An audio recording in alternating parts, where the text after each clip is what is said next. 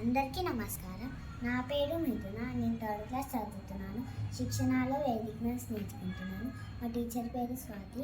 తను మాకు బాగా నేర్పిస్తుంది. తను మాకు ఈ మెథడ్ చెప్పింది.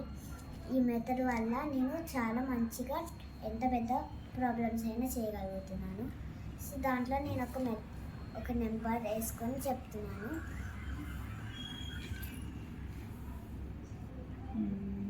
92 into 98.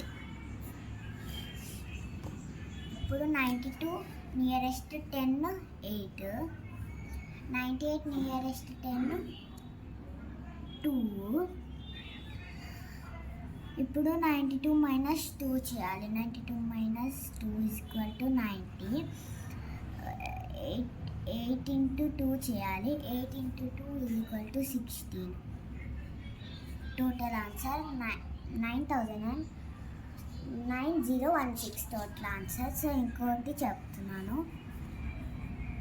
95 into 94. 95 100 nearest 10 is equal to 5.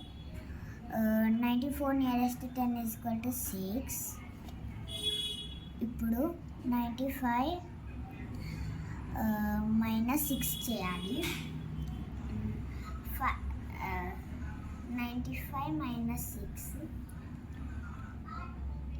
89.